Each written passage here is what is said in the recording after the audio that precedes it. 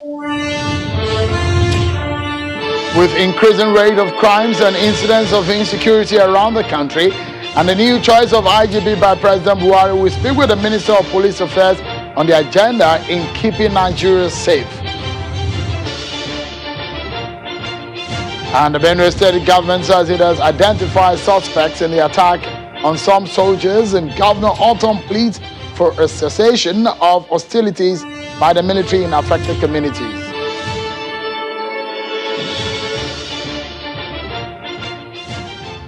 Hello everyone, and welcome to Politics Today live on Channels Television. I'm Sean Kimale in Lagos. It's Friday and a gateway to the weekend, but right here on Politics Today, we'll bring you some of your biggest political stories. So let's get started, everyone.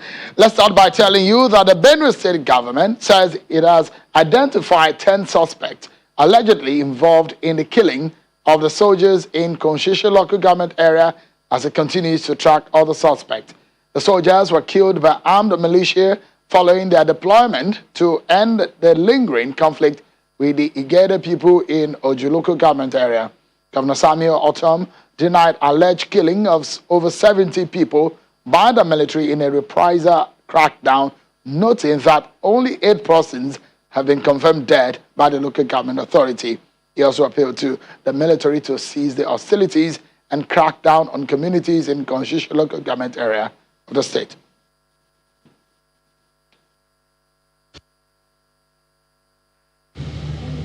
The chairman gave me a briefing that the traditional rulers, the stakeholders are working very hard, and they are sure that by today they will recover up to 7 of those rifles. And as of this afternoon, I was told that 3 were recovered. So for me, that is progress. And I have also spoken to the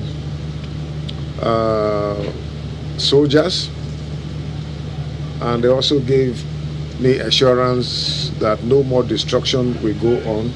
Even what happened yesterday was as a result of, in trying to apprehend some of the bandits, an attempt was made on them, and they had to defend themselves. That is what I was told. But I appeal to them to know that innocent people are there, and they agreed with me. So far, I've not heard about anything like invasion compared to what happened yesterday. But why I have to let you know is the disturbing report that 70 people were killed and a number of houses destroyed. Yes, I'm aware that houses were destroyed, and that is the report I got from the chairman. I've not been there. And also the chairman told me that 4 people died in the course of this crisis. All right, let's get to talking about a similar thing, issues of security, national security right now. In Nigeria, the issue of security remains a source of worry to many Nigerians as incidents of crimes and assaults by armed men leaving many people dead and security architecture shaken by sheer acts of brigandage in the Nigerian state. In the past days, the President, Muhammadu Buhari, appointed a new security chief, the police IG. His coming is heralded by a series of insecurity, an uphill task he must undertake and ultimately overcome. But what is the strategy of the Buhari-led federal government in tackling the insecurity situation in the country? Tonight, I have joining me on the program the Minister of Police Affairs, Mohammed Dingyadi. He joins us from our Abuja studio. Thank you, Honorable Minister, for joining us tonight. What a time in the history of this country, considering the scale and the situation of insecurity. Let's get talking by first and foremost, let's talk about the politics of things before we dig into the technical area of policing and securing this country. Let us get clarification from you, Minister. Did the President, Muhammadu Buhari, consult the police council in the appointment of Mr. Alkali Baba as the acting Inspector General of Police? Well, Mr. Chairman, let me say good evening to you, and thank you very much for having me. My regards to you and to your producer, Mr. Benga. I thank you very much for this opportunity. Let me say, Mr. President, by law, has been asked, while appointing the Inspector General of Police, to consult the Police Council. Mr. President has not yet consulted the Police Council, and that is why you have seen that the person he is appointing now is on acting capacity. So he is making arrangement to consult the Police Council, and as we are aware, Mr. President is not in the country at this material time. So as soon as he comes back, he will set a machinery in motion to do the necessary processes provided by the law to consult the Police Council in this direction. Happens if the Police Council does not agree with the President on his choice of the new IGP? Well, I'm not sure, I don't know, but this kind of thing has never happened, because before the President does an acting appointment, take a decision on an acting appointment, he must have made his own homework. What the Police Council will be after is ensuring that a right person is brought on board, somebody who is capable, somebody who is a professional, somebody who is qualified and experienced. And I want to believe that the governors who are members of this council have all the confidence in Mr. President, and they know the kind of person he is. And I don't look at that direction at all in this process. I think Mr. President should be able to convince members of the Police Council in this decision that he has taken at this material time. The Constitution has stipulated the premise on which the IGP must be appointed. Section 215 is very clear. And also... correct. Absolutely. So how then do you explain to Nigerians, especially for those critics who have said that the decision of the President is unconstitutional? You see, people easily forget history. Throughout history, this process has been like this. In most cases, the President usually appoints somebody in acting capacity, and thereafter he presents him to council for consideration. And that is how it has been, and that is how it is going to be now. There is not going to be any change. I believe that Mr. President is correct in this decision, and there is nothing. What the law says is that he should consult them, and this he is going to do. He will do it by the grace of God very soon. How do you also explain the spread of the appointments within the policing structure and architecture in the country? You, as the Minister of Police Affairs, you are from Sokoto State in Northwest region. The IG, the acting IG is from Yobe State in the Northeast region of the country. The last IGP is from Nasarawa State in the North Central region of the country. With this spread, politically speaking, what do you say to those who feel perhaps aggrieved about the political spread of the appointments? You see, as far as our understanding is concerned, there is political spread in this process. The last IG was from Nasarawa State. Nasarawa is in North Central. I am from Sokoto State. Sokoto State is northwestern part of the country. So the person on the saddle now is in the northeast, is from Yobe State. So there is nothing wrong with this spread. And don't forget, the entire process of political representation in this country is not just about one organization. It entails other organizations, and other geopolitical zones will also benefit from one thing or the other as the administration goes on, as appointments continue to be made. You will find that the other zones that think that they are being marginalized will get something one day by the grace of God. Let's go. And we shouldn't also forget that we cannot satisfy all those at the same time. And this is a security appointment, and we should have very little political considerations in security appointments, because we should not tie them to political considerations. They should be based on merit and based on professionalism and based on experience. The issues of national spread and federal character is a very good, is one of the critical areas that is being put together by the framers of our constitution. I'm not disputing that. I'm very well aware of that. But what I'm saying is that what we have now at the moment is that is from another zone, one of the 6 geopolitical zones. Somebody might have been appointed. Look at the service chiefs. They came from other political zones. And somebody tomorrow may be appointed from another political zone. So let us not forget about this. You cannot be having all political zones represented at the same time. These appointments are done in piecemeal. Okay. And I think Mr. President is very much conscious of this, and he always tries to be a Nigerian. He always tries to respect these constitutional provisions. But don't forget that there are people who are qualified within any given cadre, within any appointment, and you have to limit your appointment to these people who are qualified. Let's go into some specifics of the technicality of policing in Nigeria.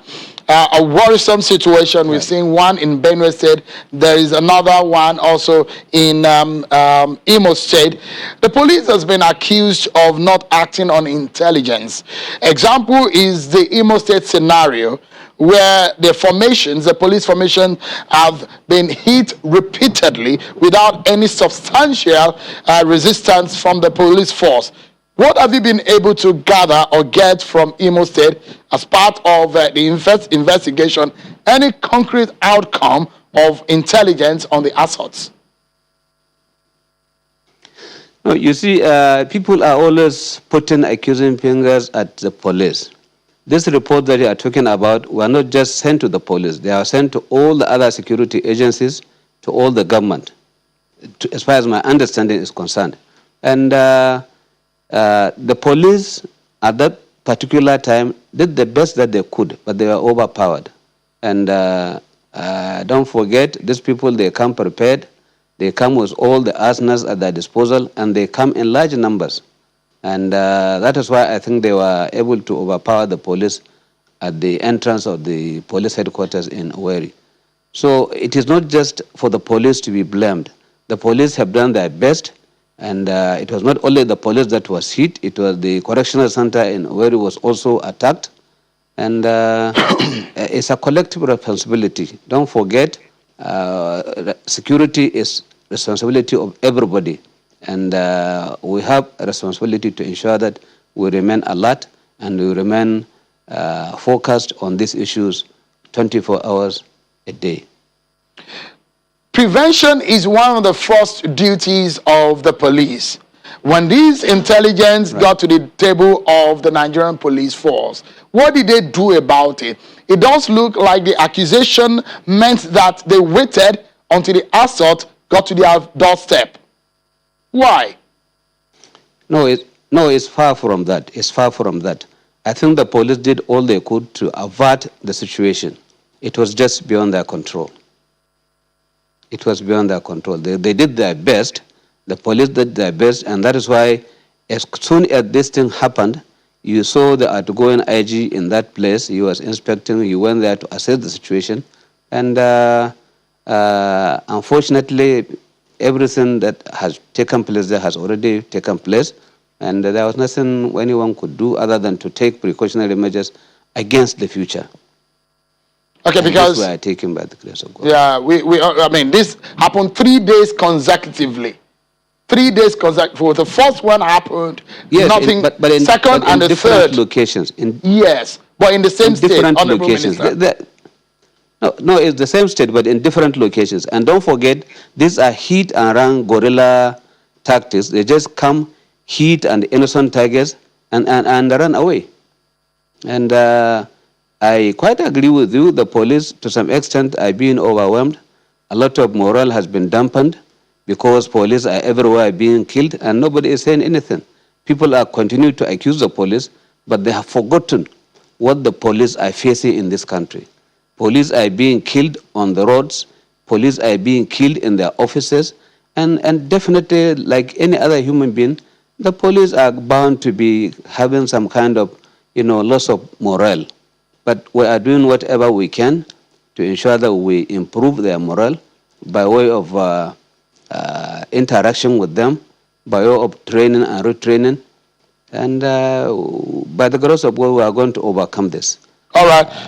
The police is doing its best, but this country is a very big country, and we have so many issues, different issues from zone to zone, and these things happening daily.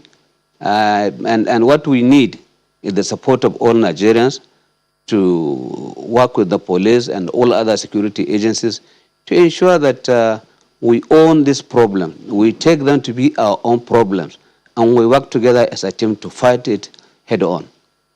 Let's take a breather, Honorable Minister. When we come back, we'll be looking at specifics of what you are doing to improve the security situation in the country. The challenges are daunting, but we know we can overcome. But what is the Buhari government doing differently from what we have seen in the past? We'll be engaging you more on some of these issues after this break.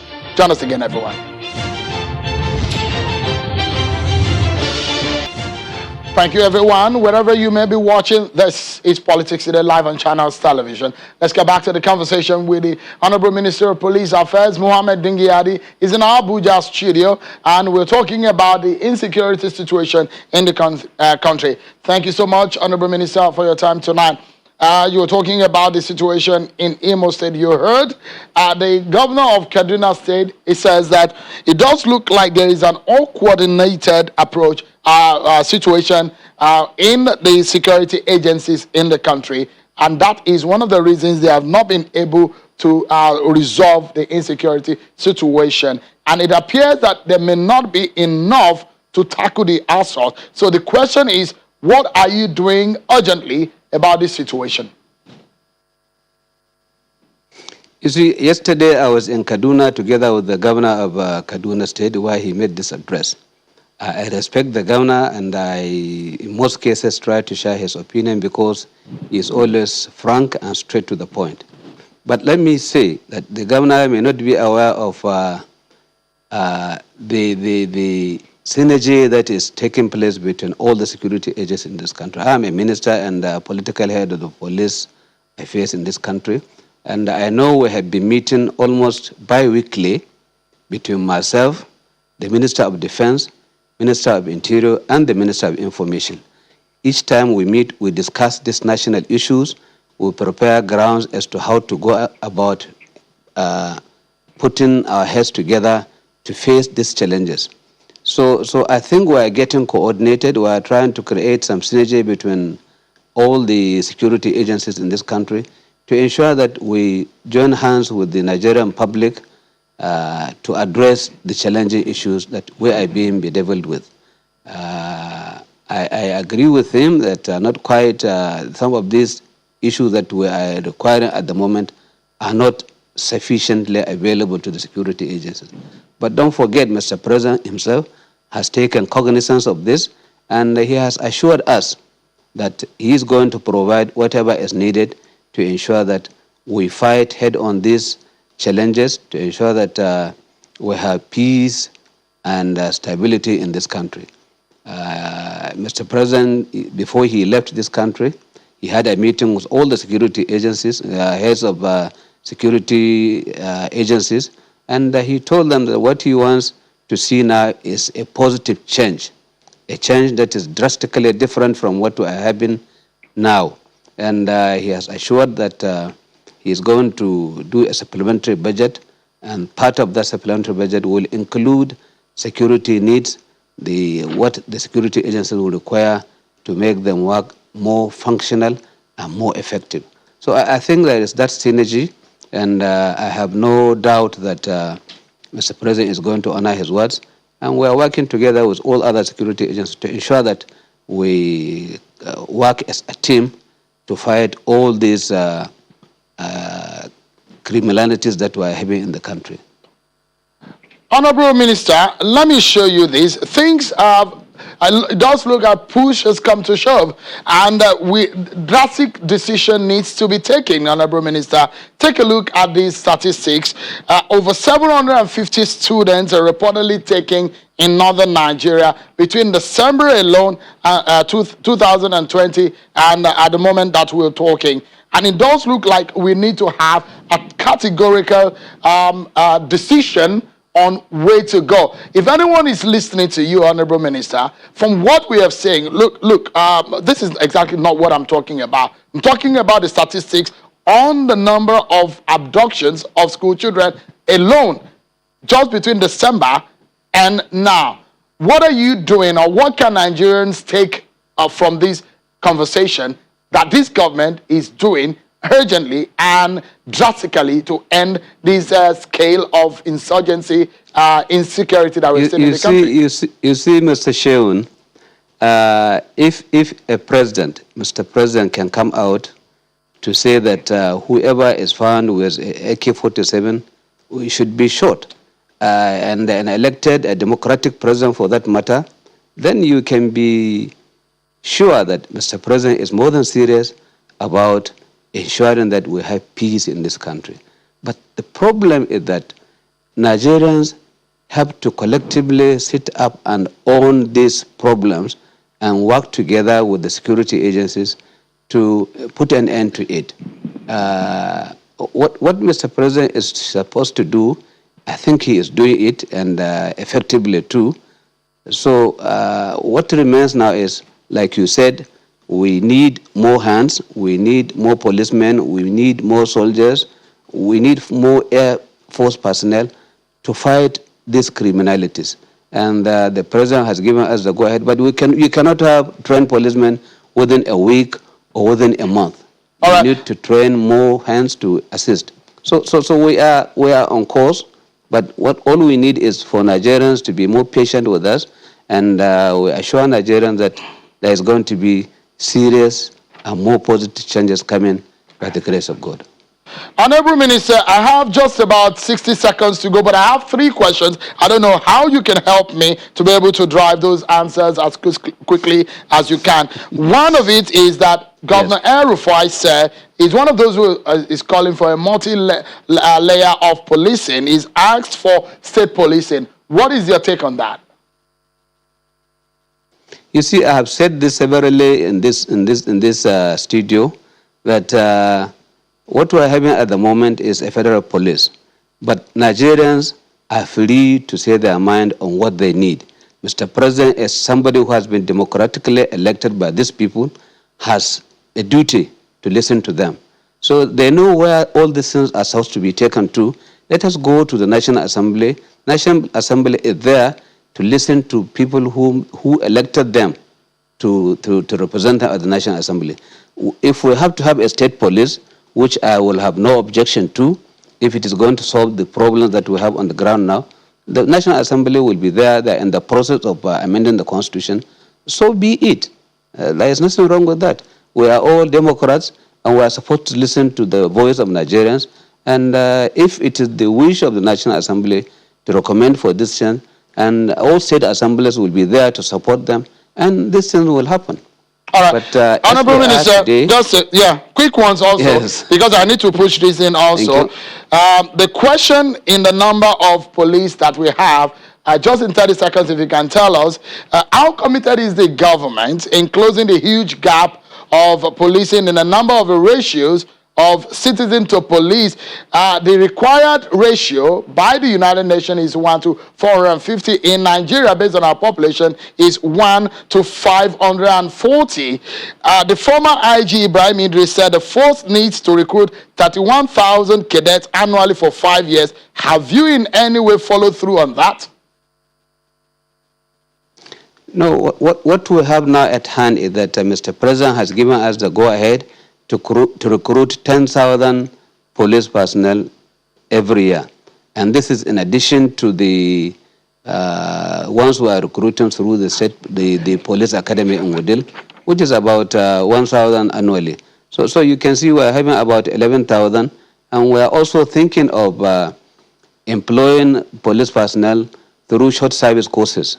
And by the time we get this approval, we'll be recruiting more. So we are on course. We are on the way to reaching that target, because what is required is about, what we have now is about 540 per head. And by the time, in the next 3 or 4 years, we will be there by the grace of God. All right, let's close now, and I'd like just an update from you. The new police unit tagged the Special Weapon Tactical Team, set up to replace the Special Anti-Robbery Squad that the SARS began training in October of 2020. What is the update on that team and the status of their deployment? Have they ended? Where are they at right now? Just in 30 seconds, Minister. Yes, they have ended their training, and they have been posted to the state police commands that brought them for training. They are there with them, and they are performing these functions of the SWAT. Well, we must leave it at that because we are totally out of time, but I must sincerely thank you, Honorable Minister for Police Affairs, Mohammed Dingyadi. Thank you so much for your time. Thank you very much, Jason. Thank you very much. It's a pleasure talking to you. Thank you so much. That's our show for tonight, everyone. Many thanks for watching. I'm Sean Akimale. Bye for now.